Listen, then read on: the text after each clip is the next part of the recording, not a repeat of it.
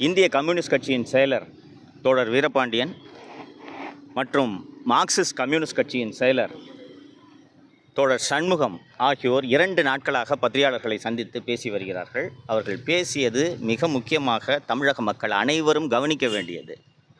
அது போதுமான கவனம் பெறவில்லை என்று நான் நினைக்கிறேன். திரு சண்முகம் அவர்கள் நிதானமானவர், அன்பானவர்.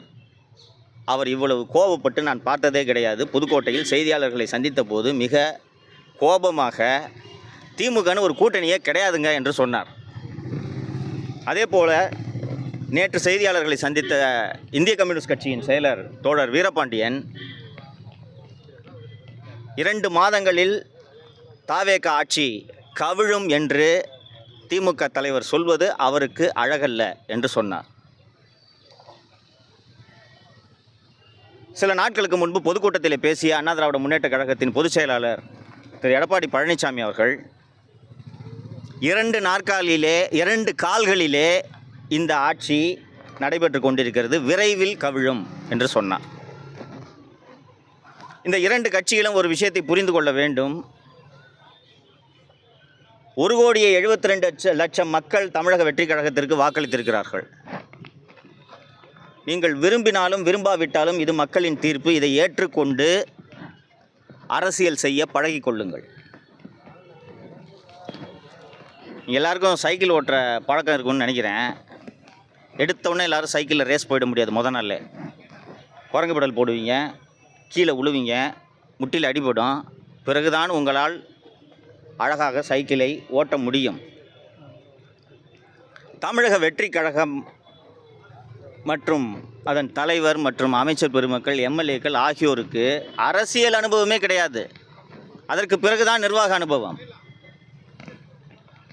நாம் அனைவரும் 1,72,00,000 பேர் சேர்ந்து வாக்களித்து அந்த அரசை தேர்ந்தெடுத்திருக்கிறோம். குறைந்தபட்சம் ஒரு 6 மாத காலமாவது இந்த அரசுக்கு அவகாசம் கொடுக்க வேண்டுமா வேண்டாமா? 2 மாதத்தில் கவிழும், 3 மாதத்தில் கவிழும்ட்டு 2 திராவிட கட்சிகளும் சொல்லி கொண்டிருக்கின்றன. ஒருவேளை 2 மாதத்திலே தாவேக ஆட்சி கவிழ்ந்து மீண்டும் தேர்தல் வருமானால் 230 இடங்களில் தாவேக வெற்றி பெறும். தமிழக வெற்றி கழகம் மற்றும் விஜய் அவர்களோடு தமிழக மக்கள் இருக்கிறார்கள். இந்த எதிர்க்கட்சிகள் அத்தனையும் ஒரு புறம் இருக்கின்றன. சரி, ஒருவேளை 2 மாதத்தில் இந்த ஆட்சி கவுந்து தேர்தல் நடந்துச்சுன்னா திமுகவாவது போட்டி போடுற நிலைமையில் இருக்குது. அதிமுகவுக்கு கட்சி இருக்கா? எடப்பாடி பழனிசாமி அவர்கள் இதை யோசிக்க வேண்டும். அதிமுகன்னு ஒரு கட்சி இருக்கா? கொத்து கொத்தாக சாரியாக அதிமுகவிலிருந்து அணியாக சென்று கொண்டிருக்கிறார்கள் தாவேகவை நோக்கி. முன்னாள் அமைச்சர் பெருமக்கள் திரு கடம்பூர் ராஜு, உடுமலை ராதாகிருஷ்ணன் போன்றோர் பெரிய மனது பண்ணி இந்த கட்சியில் ஏற்றுக்கிட்டதுக்கு நன்றி என்று சொல்லி தாவேகவில் சென்று சேர்கிறார்கள் என்றால் அந்த கட்சியின் நிலைமை என்னவென்பதை திரு பழனிசாமி அவர்கள் யோசித்துக் கொள்ள வேண்டும். தமிழக மக்கள் 4/5/2006 பிறகு என்ன நடந்தது என்பதை தெரிந்து கொள்ள வேண்டும். இந்த அரசியல் தலைவர்கள் அத்தனை பேரின் மறுபக்கம் என்ன என்பதை தமிழக மக்கள் தெரிந்து கொள்ள வேண்டும் என்பதற்காகத்தான் நான் இன்று உங்கள் வாயிலாக தமிழக மக்களை சந்திக்கிறேன். தோழர்களே, 4/5/2026 அன்றைக்கி ரிசல்ட்டு சாயங்காலம் வந்துருச்சு. 108 தாண்டல தாவேக. இவங்க 47, திமுக 72. யாருக்குமே என்ன பண்ணுறதுன்னு தெரியல. ரிசல்ட்டை பார்த்துக்கிட்டு இருந்த உதயநிதி டிவியை உடச்சி அம்மா கிட்ட போய் அழுகுறாரு. எப்படி விஜயை இந்த முதலமைச்சர் நாற்காலியில் அமர்ந்து நான் பார்ப்பேன், என்னால் தாங்க முடியாதே என்று அன்னியார் திருமதி துர்கா ஸ்டாலின் அவர்களிடம் அழுததும், துர்கா ஸ்டாலின் சேகர்பாபுவை கூப்பிட்டு, தம்பி அழுவுது, நீங்களாம் எதுக்கு இருக்கிறீங்க, ஏதாவது பண்ணுங்க என்று சொன்னதும் சேகர்பாபு இதர திமுக எம்எல்ஏக்களிடம் பேசி வேலு, அனிதா ராதாகிருஷ்ணன் போன்றோர் எடப்பாடி பழனிசாமியை தொடர்பு கொள்கிறார்கள்.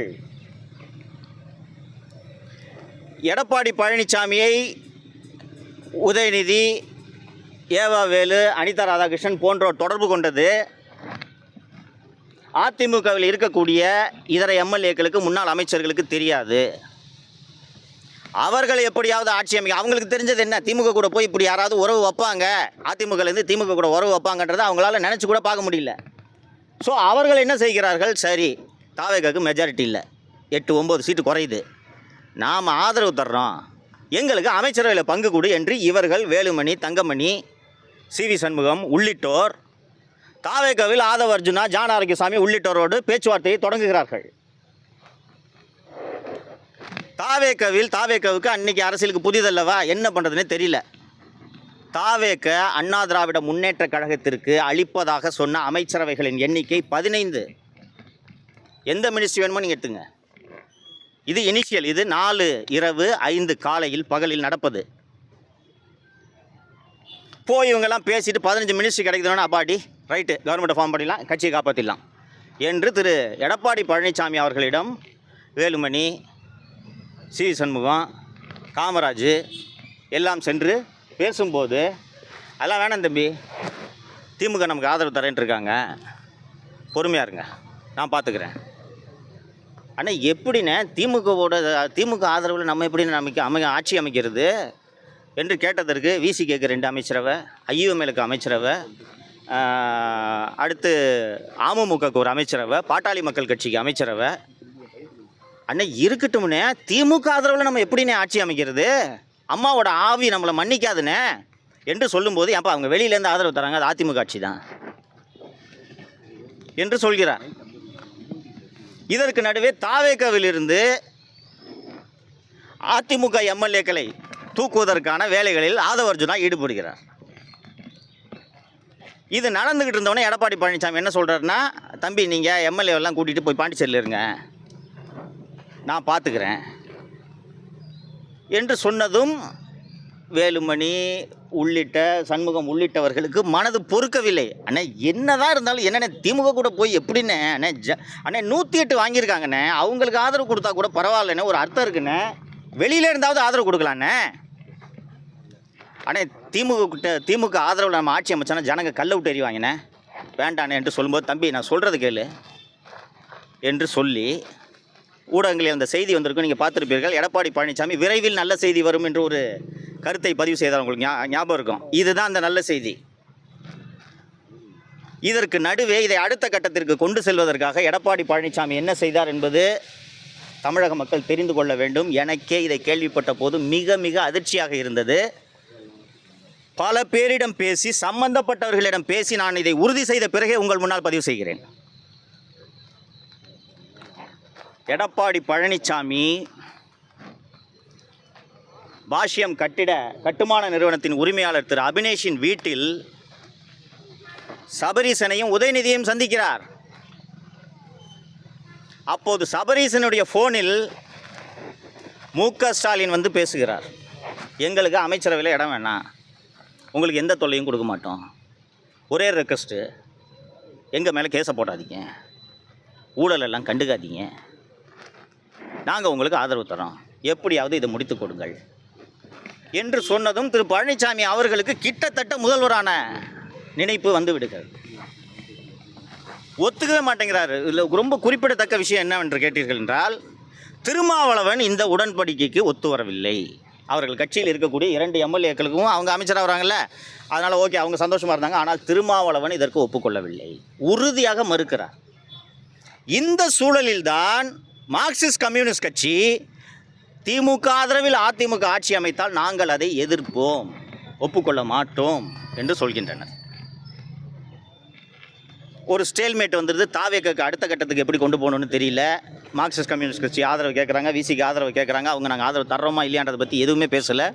இதற்குள் அதிமுக ஆட்சி அமைப்பதற்கு திமுக ஆதரவு எம்எல்ஏக்களின் ஆதரவு கடிதத்தை கொடுக்குறார்கள். இதுக்கு நடுவில் டிவிக்கே அமமுக எம்எல்ஏவை தூக்கிடுறாங்க, காரில் வச்சு கையெழுத்து வாங்கினாங்கன்னு ஒரு வீடியோக்கள் வந்திருந்ததை நீங்கள் பார்த்துருப்பீர்கள். டிடிவி தினகரன் இன்மீடியட்டாக அன்றைக்கி நைட்டு போய் கவர்னர் பார்க்குறாரு. கவர்னரை பார்த்துட்டு இது போல் ஆள் தூக்கும் வேலையில் தாவேக ஈடுபடுகிறது, நீங்கள் தலையிட வேண்டும் என்று சொன்னதும் தாவேக்கு தடுமாற்றம் ஏற்படுகிறது. உடனடியாக இது போல் ஆள் தூக்குற வேலையில் தாவேக ஈடுபடுகிறது என்றதும் மார்க்சிஸ்ட் கம்யூனிஸ்ட் கட்சி நாங்கள் திமுக ஆதரவில் அதிமுக ஆட்சி அமைப்பதற்கு உடன்பட மாட்டோம் என்று உறுதியாக தெரிவித்து விடுகின்றனர். இதை அடுத்த கட்டத்துக்கு நவுத்த முடியல. திமுக ஆதரவில் அதிமுக ஆட்சியிடத்தை நவுத்த முடியல. ஸோ அடுத்து என்ன செய்வது என்ற ஒரு நெருக்கடியான சூழல் வரும்போது அதிமுகவின் மூத்த தலைவர்கள் ஒரு முடிவெடுக்கிறார்கள். சரி, இதற்குத்தான் இடதுசாரிகள் எதிர்ப்பு தெரிவிக்கின்றனர். திமுகவின் ஆதரவில் அதிமுக ஆட்சி அமைப்பதற்கு இடதுசாரிகள் எதிர்ப்பு தெரிவிக்கின்றனர். தோழர் தொல் திருமாவளவனை முதல்வராக்கலாம் என்று சொன்னால் தமிழகத்தின் முதல் தலித் முதலமைச்சர் என்பதற்கு யாரிடமிருந்தும் எதிர்ப்பு வராது. அப்போது சுயநலத்துக்காக கூட்டணி அமைத்து ஆட்சி அமைத்தார்கள் என்ற அவப்பெயரிலிருந்தும் தப்பிக்கலாம் என்று சொல்லும்போது அதிமுகவிலிருந்தே எதிர்ப்பு குரல் கிளம்புகிறது.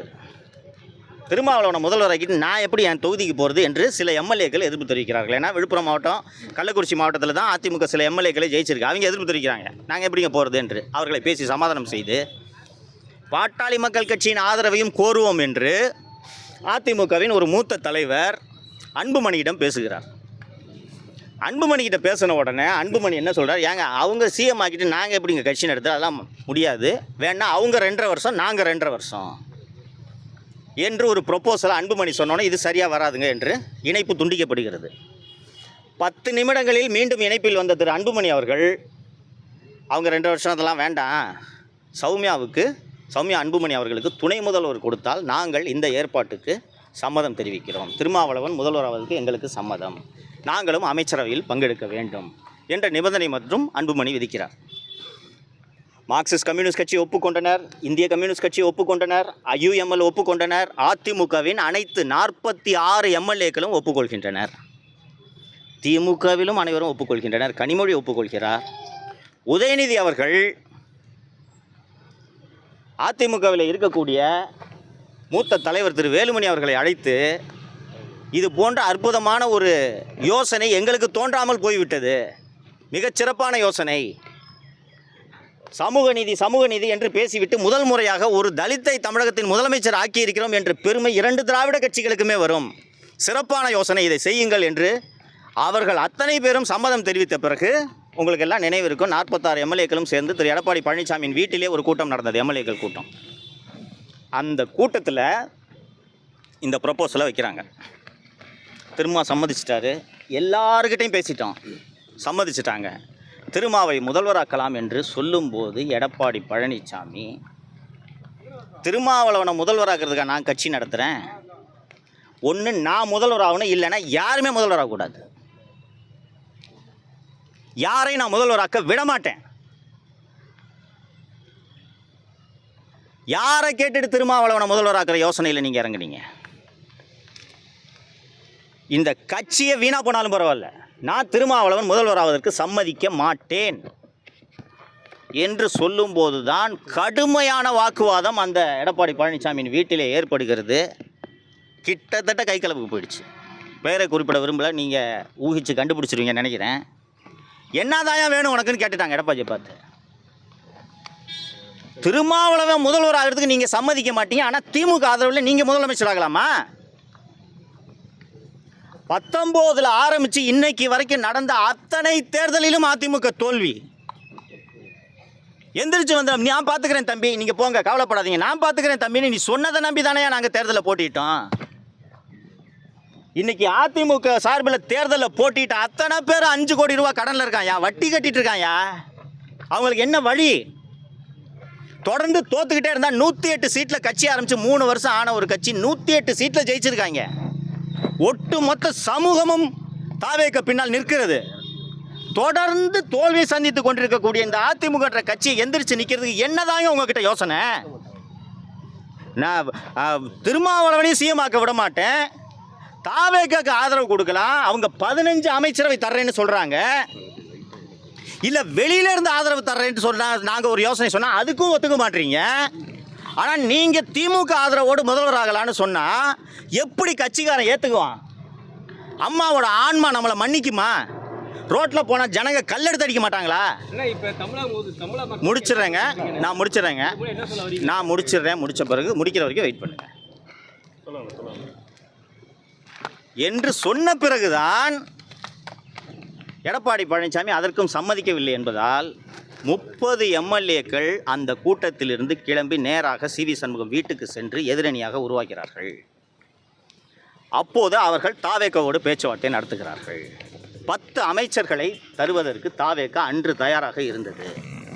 30 எம்எல்ஏக்கள் மொத்தம் 47 எம்எல்ஏல 30 எம்எல்ஏக்கள் சிவி சண்முகம் பக்கம்னா இந்த பக்கம் 17 எம்எல்ஏக்கள் தான் இருக்கார்கள். உங்களுக்கான நினைவு இருக்குன்னு நினைக்கிறேன். 30 எம்எல்ஏக்கள் அங்கே போனதும் அக்ரி கிருஷ்ணமூர்த்தி தூது அனுப்புகிறார். தூது அனுப்பி அவங்கள அமைச்சரவையில் பங்கெடுத்துக்கிட்டு நான் கட்சியோட பொதுச் செயலாளராக இருக்கிறேன் என்று இவர்களிடம் பேச்சுவார்த்தை நடத்தி கொண்டு அதிமுக எம்எல்ஏக்களிடம் உள்துறை அமைச்சர் அமித்ஷாவிடம் நான் பேசிவிட்டேன், உங்கள் மீது அமலாக்கத்துறை விசாரணை வரப்போகிறது, நீங்கள் யாரும் எம்எல்ஏக்களாக இருக்க மாட்டீர்கள் என்று இந்த புறம் பேசிக்கொண்டு சட்டப்பேரவை சபாநாயகரிடம் இவர்களை தகுதி நீக்கம் செய்யுங்கள் என்ற கடிதத்தையும் கொடுக்கிறார். திரு பழனிசாமி அவர்களின் மிரட்டலுக்கு அஞ்சி அப்போது 5 எம்எல்ஏக்கள் அங்கிருந்து விலகி மீண்டும் திரு பழனிசாமி அவர்களின் அணிக்கு செல்கிறார்கள். அதன் பிறகு இவர்கள் அணி பலவீனமாகிறது. இந்த கட்டத்தில் இவர்கள் வெறும் 25 எம்எல்ஏக்கள் ஆகிவிட்டார்கள் என்பதை புரிந்து கொண்டு அமைச்சரவையில் அதிமுகவிலிருந்து பிரிந்தவர்களுக்கு இடம் கொடுக்க வேண்டும் என்ற எண்ணத்தை தாவேக கைவிடுகிறது. அதற்கு பிறகு மறுநாள் வாக்கெடுப்பு. அந்த வாக்கெடுப்பில்தான் 25 பேர் தாவேக்கு ஆதரவாக வாக்களித்தனர். நான் இப்போது மக்களுக்கு ஒரு சார் கேட்டார், என்னதான் ஏன் சொல்ல வர்ற மக்களுக்கு அப்படின்னு. அதிமுக என்ற கட்சிக்கு இன்று எதிர்காலம் இல்லை, அதன் தலைமை மாற்றப்பட வேண்டும் என்கிறேன். தொடங்கி நடந்த 52 ஆண்டுகளில் 32 ஆண்டுகள் தமிழகத்தை ஆண்ட கட்சி, நம்ம எல்லாருக்கும் நல்லது பண்ண கட்சி. அது மாணவர்களுக்கு இலவச லேப்டாப் வழங்கின கட்சி, மாணவர்களுக்கு சைக்கிள் வழங்கின கட்சி, தமிழகத்துக்கு எவ்வளவோ நன்மை செய்த கட்சி இன்று கற்பூரம் போல கரைந்து கொண்டிருக்கிறது. இது எனக்கு வருத்தமாக இருக்கிறது. எனக்கு அதிமுகவை சேர்ந்த வழக்கறிஞர்கள் தான் தமிழகத்தின் பல்வேறு மாவட்டங்களில் நீதிமன்றங்களில் எனக்காக ஆஜரானார்கள். அவர்களில் 90% இன்று தாவேக்காவில் இருக்கிறார்கள். திருச்சி மாவட்டத்திலே எனக்காக ஆஜரான எனது அன்பிற்குரிய நண்பர் திரு முல்லை சுரேஷ் அவர்கள் உட்பட இன்று பலர் தாவேக்காவிற்கு சென்று விட்டனர். தமிழகத்தின் இன்னொரு காங்கிரஸ் கட்சியாக அதிமுக மாறிவிட்டது. காங்கிரஸ் கட்சியானா தலைவர்கள் மட்டும்தான் இருப்பாங்க, தொண்டர்களே இருக்க மாட்டாங்க. இன்று வம்படியாக விடாப்படியாக தாவேக அரசை கவிழ்த்தே தீருவேன் என்று கங்கணம் கட்டி கொண்டிருக்கிறார் திரு எடப்பாடி பழனிசாமி. இன்று தாவேக அரசு கவிழ்ந்தால் அவரால் தேர்தலில் வெற்றி பெற முடியுமா?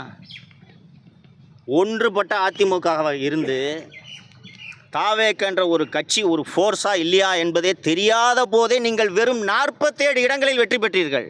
இன்றைக்கி கட்சி கற்பூரம் மாதிரி கரைஞ்சு போச்சு, எலும்பு கூட தான் இருக்குது. இன்றைக்கி தாவேக ஆட்சி கவிழ்ந்துச்சுன்னா எப்படி சார் நீங்கள் தேர்தலில் போட்டியிட்டு வெற்றி பெறுவீர்கள்? எப்படி வெற்றி பெற முடியும்? இன்னைக்கு ஒரு இளைஞர்களின் ஆதரவு இல்லாத கட்சி வெற்றியை பெற முடியாது என்ற நிலைக்கு இன்றைக்கு தமிழக அரசியல் ஆளாகி இருக்கிறது. அப்படி இருக்கும்போது 72 வயதான திரு எடப்பாடி பழனிசாமியால் அண்ணா திராவிட முன்னேற்ற கழகத்தை எப்படி வழிநடத்த முடியும்? இந்த கேள்வியை அண்ணா திராவிட முன்னேற்ற கழகத்தில் இருக்கக்கூடிய தொண்டர்கள் எழுப்ப வேண்டும் என்று நான் கேட்டுக்கொள்கிறேன். திமுக இந்த பக்கம் எடுத்துக்கிட்டிங்கன்னா நீங்கள்லாம் தப்பே பண்ணதில்லையாங்க. உங்களோட ஜென்ம எதிரி உங்களை ஒழிக்கணுன்றதுக்காகவே உருவான அதிமுக ஆட்சிக்கு ஆதரவு தரேன்ட்டு போகிறீங்களே, உங்களுக்கு வெட்கமாக இல்லையா? 108 சீட்டு ஒரு கட்சி வாங்கியிருக்கு. அந்த கட்சியை எதிர்கட்சி வரிசையில் உட்கார வச்சுக்கிட்டு எதிரிகள் இருவரும் கைகோர்க்க வேண்டும் என்று சொன்னால் 1,72,00,000 வாக்காளர்களை நீங்கள் இழிவுபடுத்துவதாகாதா? ஒரு ஆட்சி நடந்துக்கிட்டு இருக்கு, குறை இருக்குங்க. நான் அந்த குறைகளை சுட்டி காட்டிட்டு தான் இருக்கேன். குறைய சொல்லுங்கள். இன்னொன்று, தமிழக மக்களுக்காக தானே ஆட்சி பண்ணுறாங்க, சொல்லிக் கொடுங்க சார். அவங்களுக்கு தெரியாது, சொல்லிக் கொடுங்க. இது தப்பு அது தப்புன்னு ஒரு 6 மாதம் கழித்து நீங்கள் இப்போதும் விமர்சனத்தை செய்யுங்க. ஆனால் கவிழணும்னு ஏங்க சொல்லிக்கிட்டு இருக்கீங்க? மீண்டும் ஒரு பொதுத் தேர்தலை நடத்தி தமிழக மக்களின் மீது கடுமையான வரிச்சுமையை ஏற்படுத்துவதற்கும் இந்திய மக்களின் வரிப்பணத்தை செலவு செய்வதற்கும் நீங்கள் வழிவகுக்கிறீர்களா?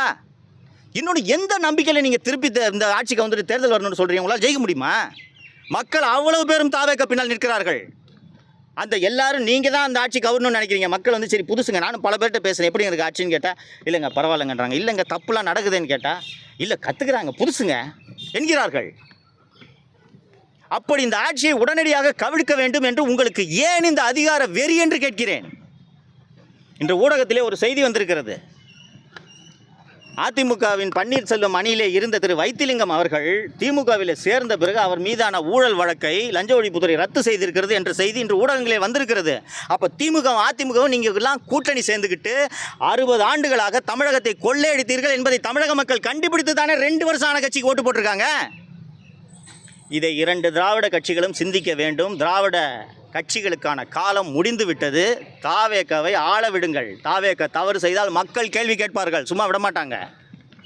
திமுக அதிமுக 2 தூக்கி போட்ட ஜனங்களுக்கு தாவேக்காவை தூக்கி போட தெரியாதா? மக்களுக்கு தெரியும். ஆள விடுங்கள், அவகாசம் கொடுங்கள் என்று கேட்கிறேன். தமிழ்நாட்டில் தொடர்ந்து அதிகரிச்சிட்டு இருக்கு. அது காரணம் தாவேக்கா அரசு சரியாக செயல்படலன்னு எதிர்கட்சி எல்லாமே குற்றம் சாட்டுறாங்க. எப்படி சார் இந்த நிலையில இன்னைக்கு அமைச்சர் ஒரு வீடியோ வெளியிட்டிருக்காரு, பீஸ் கேரியரை புடுங்குற மாதிரி 2 பேர் கைது பண்ணியிருக்காங்க. 2 கேள்விக்கு இணைச்சே பதில் சொல்கிறேன். முதலமைச்சர் அவர்கள் இந்த மின்வெட்டு பிரச்சனையில் தீவிர கவனத்தை செலுத்த வேண்டும். இந்த பாருங்கள், நான் பப்ளிக்கு கை குழந்தை வச்சுருக்கேன். ராத்திரி 10 மணிக்கு கரண்ட்டு போய், இந்த சம்மரில் கரண்ட்டு போய் என் குழந்தை அழுதுச்சுன்னா என் கோபம் முழுக்க அரசின் மீது திரும்பும். ஃபியூஸ் கேரியர் பிடிக்கிட்டு போகிறாங்க, சபட்டாச் பண்ணுறாங்க, ஒயரை வெட்டி விட்றாங்க, எல்லாமே இருக்குது. ஆனால் பொதுமக்களான எனக்கு இதை பற்றிலாம் கவலை இல்லை. எனக்கு வீட்டில் கரண்ட் வேணும். ஸோ தீவிர கவனத்தை செலுத்தி தமிழக அரசு இதன் மீது நடவடிக்கை எடுக்க வேண்டும். 1. மின்சாரத்துறை அமைச்சர் திரு நிர்மல்குமார் அவர்களுக்கு ஏகப்பட்ட துறைகள் வழங்கப்பட்டுள்ளன. மின்சாரத்துறையும் அவர் பார்க்குறாரு, லஞ்ச ஒழிப்புத்துறையும் அவர் பார்க்குறாரு. லஞ்ச ஒழிப்புத்துறைக்காக மட்டும் பிரத்யேகமாக ஒரு அமைச்சரை நியமித்து 24 மணி நேரமும் இயங்க வேண்டிய அளவுக்கு திமுக ஆட்சியில் ஊழல் நடந்திருக்குது. அந்த துறையும் அவர்கிட்ட கொடுத்துட்டு மின்சாரத்துறையும் அவர்கிட்ட கொடுத்துட்ருக்கீங்க. நான் ஏற்கனவே நேற்று ஒரு பத்திரிகையாளர் சந்திப்பில் சொன்னேன், கிட்டத்தட்ட 10 ஆண்டு காலம் அதிமுக ஆட்சியில் சுகாதாரத்துறை செயலராக இருந்து கொள்ளையடித்தவர் தான் ராதாகிருஷ்ணன் ஐஏஎஸ். அதற்கு பிறகு திமுக ஆட்சியில் 1 வருடம் சென்னை மாநகராட்சி ஆணையராக கொள்ளையடித்தார். மீண்டும் சுகாதாரத்துறை செயலராக கொள்ளையடித்தார். கடைசியாக கொள்ளையடிப்பதற்கு இவர் உகந்தவர் என்பதற்காக தான் திரு ராதாகிருஷ்ணனை செந்தில் பாலாஜி தேர்வு செய்து மின் வாரியத்திற்கு நியமித்தார். அவரையே அங்கே தொடர வச்சுக்கிட்டு நீங்கள் என்ன சார் மின்சாரத்துறை நிர்வாகம் பண்ண போகிறீங்க? அண்ட் அவர் நண்பர் கேட்டார், இந்த அமைச்சர் வீடியோ வெளியிட்டிருக்காரு, இது நடக்குது. நான் ஏற்கனவே சொன்னதோட தொடர்ச்சி தான். இந்த ஆட்சி நல்லா இருக்கக்கூடாது, நாசமாக போகணுன்ட்டு திமுக விரும்புது, அதிமுக விரும்புது. பண்ணுவாங்க, ஃபியூஸை பிடிங்கி விடுவாங்க, ஒயரை கட் பண்ணி விடுவாங்க, மின்வாரிய தொழிலாளர்களை தூண்டி விட்டு வேலை நிறுத்தத்தில் ஈடுபடுவார்கள். இதெல்லாம் சமாளித்து தான் அவனு முதல்வர். இதுக்கு தான் அவருக்கு அவகாசம் கொடுக்கணுன்றேன். புரியுதா? இதெல்லாம் பண்ணுவாங்க. இந்த திமுக அதிமுக 2 பேரையும் சகிச்சிக்க முடியல. நீங்கள் வந்திருந்தால் பரவாயில்லைங்க, நான் வந்திருந்தால் பரவாயில்லைங்க, எவனோ ஒருத்தன் சினிமாவில் நடிச்சிருந்தவன் உட்காந்துட்டு இப்படி எப்படிங்க இதை சகிச்சுட்டு இருக்குது, அவனை ஆட்சி நடத்த விடாமல் நாசம் பண்ணலாம். இப்படி இது நடக்கிறதுனால கரண்ட்டு போய் நாம தான் கஷ்டப்படுறோம். நாம் அதை புரிஞ்சுக்கணும். இதை நம்ம எல்லோரும் சேர்ந்து கண்டிக்கணும். ஓகேங்களா? சாப்பாட்டாச்சு நடக்குதுங்க. ஃபீஸை பிடிங்கி விடுறது, குறிப்பாக சென்னையின் புறநகர் பகுதிகளில் வேண்டுமென்றே மின்சாரத்தை இணைப்பை துண்டிக்கும் வேலை நடந்து கொண்டிருக்கிறது. அண்ணாமலை புதுசாக ஒரு இயக்கம் ஆரம்பிச்சிருக்காது, அது பிஜேபி பெரிய பின்னடை ஏற்படுத்துமா, இல்லை தமிழ்நாட்டில் ஏதோ ஒரு அரசியல் ரீதியான ஒரு தாக்கத்தை ஏற்படுத்துமா? சார், நம்ம கொஞ்சம் பொறுத்திருந்து தான் பார்க்கணுன்னு நினைக்கிறேன். இது தொடக்கம். அவர் ஏற்கனவே நடத்தி கொண்டிருந்த ஐபிஎஸ் பணியை ராஜினாமா செய்து விட்டு 2020 அவர் வரும்போது 19 என்று நினைக்கிறேன், 19 ராஜினாமா பண்ணுறாரு. 19லேருந்து 20 பிஜேபியில் ஜாயின் பண்ணுறதுக்கு முன்னாடி அவர் நடத்தி கொண்டிருந்த அந்த வி த லீடர்ன்ற இயக்கத்தை ரெனியூ பண்ணியிருக்காரு. இது அரசியல் இயக்கமாக இன்னும் உருப்பெறவில்லை. அது ஒரு ஷேப்புக்கு வந்த பிறகு நாம் கருத்து சொல்வதுதான் சரியாக இருக்கும் என்று நான் நினைக்கிறேன். தமிழ்நாட்டில் தொடர்ந்து இந்த போதைப் பொருள் கலாச்சாரம் சமயம் அதிகமாக இருக்குது. நிறையா சிறுமிக்கு பாலியல் தொந்தரவு புகார்கள் நிறைய நடந்துட்டு இருக்கு. இது எப்படி இதை கட்டுப்படுத்துறதுக்கு இந்த வரைக்கும் எந்த நடவடிக்கை எடுக்கலன்னு ஒரு குற்றச்சாட்டும் இருக்குது. இல்லை, எடுக்கலன்னுலாம் சொல்ல முடியாதுங்க. Land order review 2-3 review CM நடத்திட்டாரு. இன்றைக்கி இந்த சிங்கப்பெண் படை தொடக்க விழா நடக்குதுன்னு நினைக்கிறேன். போதைப் பொருளுக்கும் 2-3 ஆய்வுகளை செய்துவிட்டார். நான் தமிழக அரசை பார்த்து சொல்லிக்கொள்வது ஒன்று தான். காவல்துறையின் முக்கால்வாசி ஈரல் திமுக ஆட்சியில் அழுகி போய்விட்டது. அதை சரி செய்வதற்கான பணி கொஞ்சம் கடினமான பணி. முதல்வர் அதில் தீவிரமாக கவனம் செலுத்த வேண்டும். போலீஸ் டிபார்ட்மெண்ட் பிடிச்சி ஒரு உழுக்க வேண்டியதாக இருக்குது. அதாவது என்னென்னா, மேலே தலைமையை மாற்றிருக்காரு, கீழே புறையோடி போயிருக்கும் அந்த ஊழல் அப்படியே இருக்கிறது. போதைப்பொருள் கடத்துபவர்கள், சட்டவிரோத செயல்களில் ஈடுபடுபவர்களோடு இன்னும் கீழ்மட்ட காவல்துறையினர் கரம் கோர்த்து கொண்டு தான் இருக்கிறார்கள். அதை சரி செய்வதற்கான வழிமுறைகளை முதல்வர்கள் கண்டறிந்து செயல்படுத்தினால்தான் இந்த அளவுக்கான சேஞ்சஸ் வரும். இல்லைனா நீங்கள் மேலே டாப்பில் 2 பேர் டிஜிபி மாற்றுறீங்க, கமிஷனர் மாற்றுறீங்க, இதெல்லாம் மாற்றிங்கன்னா கீழே இருக்க அதே ஆள் தான் இருக்காங்க. இப்போ நீங்கள் ராம்ஜி நகர் ஸ்டேஷன் எடுத்திங்கன்னா, போன வருஷம் 6 மாதம் முன்னாடி இருந்த அதே இன்ஸ்பெக்டர் தான் இப்போவும் இருப்பார். டவுன் ஸ்டேஷன் இன்ஸ்பெக்டர் பார்த்தீங்கன்னா அதே இன்ஸ்பெக்டர் தான் இருப்பார். நீங்கள் இதை மாற்றாமல் எப்படி அது சரியாகும்? ஸோ இந்த சீரமைப்பை துரிதப்படுத்த வேண்டும் என்று நான் கேட்டுக்கொள்கிறேன். இப்போ காவல் நிலையத்தில் ஆள் பற்றாக்குறை இருக்கிறதுனால பெரிய அளவில் பாதிப்பு ஏற்பட்டு அதை பற்றி எதுவுமே கன்சிடர் பண்ணுற மாதிரி தெரியல. பண்ணுவாங்கன்னு நினைக்கிறேன். நான் ஏற்கனவே சொன்னது மாதிரி புதியவர்கள் கற்றுக்கொண்டிருக்கிறார்கள். ஸோ அதனால் கொஞ்சம் நாம் அவர்களுக்கு அவகாசம் கொடுக்க வேண்டும் என்று நான் நினைக்கிறேன். ஆள் பற்றாக்குறை உட்பட இன்னும் நிறைய பிரச்சனை இருக்குது சார் போலீஸ் டிபார்ட்மெண்ட்டில். இன்றைக்கி நடக்கக்கூடிய லா அண்ட் ஆர்டர் இஷ்யூஸ்க்கு பெரும்பாலான issues core issues, fundamental issues இருக்குது. அந்த ஃபண்டமெண்டல் இஷ்யூஸை அட்ரஸ் பண்ணுறதுக்கு முதல்வர் அவர்களுக்கு உள்ளபடியே தெரியாது, என்ன இஷ்யூன்றதே தெரியாது. ஃபஸ்ட்டு இது வரைக்கும் இஷ்யூவே ஐடென்டிஃபை பண்ணல. ஸோ நல்ல அதிகாரிகள் நியமித்திருக்கிறார். அவர்கள் துணையோடு இந்த அடிப்படையான ஃபண்டமெண்டல் இஷ்யூஸை கண்டறிஞ்சு அதை கலைந்தால்தான் இந்த சட்டம் ஒழுங்கு பிரச்சனையை நீங்கள் சரி பண்ண முடியும். நீங்கள் நைட்டு பெட்ரோலில், அதாவது பைக்கில் ஜீப்பில் போகிறதுக்கு பதிலாக போலீஸ்காரங்களை ரோட்டில் நடக்க விட்டாங்கன்னா குற்றம் குறைஞ்சிருமான்லாம் இல்லை. ஜீப்லையாவது வேகமாக போகலாம், நடந்து போனீங்கன்னா அடுத்த தெருக்கு போய் கிரைம் பண்ணிட்டு போயிடுவாங்க. ஸோ ஃபண்டமெண்டல் சேஞ்சஸை பண்ணுறதுக்கான வழிமுறைகளை முதல்வர்கள் கண்டறிய வேண்டும். ஒரு மன அழுத்தத்தில் இருக்கிறதா சொல்லி காவல்துறை அதிகாரி சொல்கிறாங்க. குறிப்பாக அந்த வார விடுமுறை கொடுக்கணும், ஆனால் இது வரைக்கும் அது காவல்துறை யாரும் கொடுக்கல. பணி சுமை அதிகமாக இருக்குது, அதனாலே அந்த பேர் தற்கொலை பண்ணி சூழ்நிலை ஏற்படுதுங்கிறாங்க. இதுக்கு எந்த அரசு நடவடிக்கை எடுக்கும்? மகேஷ்குமார் அகர்வால் என்ற ஒரு அற்புதமான அதிகாரி தமிழக காவல்துறையின் தலைமை இயக்குனராக வந்துள்ளார். நீங்கள் சொல்கிற இஷ்யூ உட்பட எல்லா இஷ்யூவையும் அவர் அட்ரஸ் பண்ணுவார்ன்ற நம்பிக்கை எனக்கு இருக்கிறது. நீங்கள் சொல்கிறது காலகாலமாக இருந்து கொண்டிருக்கக்கூடிய இஷ்யூ, இதையும் அட்ரஸ் பண்ணுவார். பட் அதை விட ரொம்ப முக்கியம் இன்றைக்கி க்ரைம் ப்ரிவென்ஷன் அண்ட் டிடெக்ஷன். ஓகேங்களா? ஃபஸ்ட்டு நம்ம நல்லா இருக்கணும், அப்புறம் தான் காவல்துறையினரோட நலனை பற்றி பேசணும். ஓகேங்களா? அதனால் ஃபஸ்ட்டு இதை சரி பண்ணணும். மக்களுக்கு ரோட்டில் போகும்போது எனக்கு என் பொண்ணு போயிட்டு வீட்டுக்கு பத்திரமா வருமானு ஒரு தாயோ தகப்பனோ அஞ்சினோன்னா அது என்னங்க சமூகம்? அதை சரி பண்ணணும். அப்புறம் காவலர்களுக்கு வார விடுமுறை பற்றி பேசலாம். இல்லை, இப்போ திமுக வந்து பார்த்தீங்கன்னா போன தடவை நீங்கள் பேசுனதுக்காக அவங்க மேலே வழக்கெல்லாம் போட்டு இவ்வளோ தூரம் பண்ணாங்க. இப்போ அதே தானே இப்போ வந்து நேற்று மாரி செல்வராஜ் மேலே வந்து இப்போ அரெஸ்ட் பண்ணியிருக்காங்கல்ல, அது மாதிரி நான் தமிழக முதல்வர் அவர்களிடம், திரு மாரிதாஸ் அவர்களின் கைது குறித்து தமிழக முதல்வர் அவர்களிடம் வேண்டுகோளாக வைக்கிறேன், ஆலோசனையாக சொல்கிறேன்.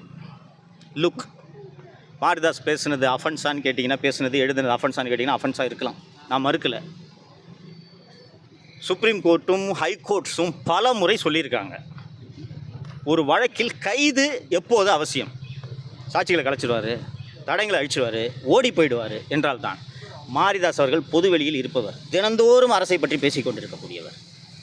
இன்றைக்கி அவர் மேலே எஃப்ஐஆர் போடுங்க, நான் ஒன்றும் தப்பு சொல்ல, எஃப்ஐஆர் போடுங்க, கோர்ட்டில் சார்ஜ் ஷீட் போடுங்க, அவர் போய் நீதிமன்றத்தில் அந்த வழக்கை எதிர்கொள்ளட்டும். ஆனால் கைது அவசியமே இல்லை. திரு மாரிதாஸ் அவர்கள் நான் ட்விட்டரில் எழுதுறது நான் இல்லைங்க, என்னோடய க்ளோனுங்கன்ட்டு மறுக்க முடியுமா? முடியாது. அப்புறம் எதுக்கு அரெஸ்ட்டு? கூட இருக்கிற அதிகாரிகள் அல்லது அமைச்சர் பெருமக்களே சில பேர் தாவேக்கவினரே தூண்டி விடுவாங்க, அண்ணன் தூக்கி உள்ளே வச்சா தானே பயம் இருக்கும் அப்படின்னு. ஆனால் மக்கள் அரசை எதிர்த்து மாரிதாஸ் அவர்கள் பேசுவதால் தான் கைது செய்யப்பட்டிருக்கிறார் என்று தான் பேசுவார்கள். இப்படி என்னையும் மற்றவர்களையும் கைது செய்ததற்கான விலையை மு க ஸ்டாலினே கொளத்தூரில் கொடுத்தார் என்பதை முதல்வர் அவர்கள் நினைவில் கொள்ள வேண்டும் என்று நான் சொல்லிக்கிறேன்.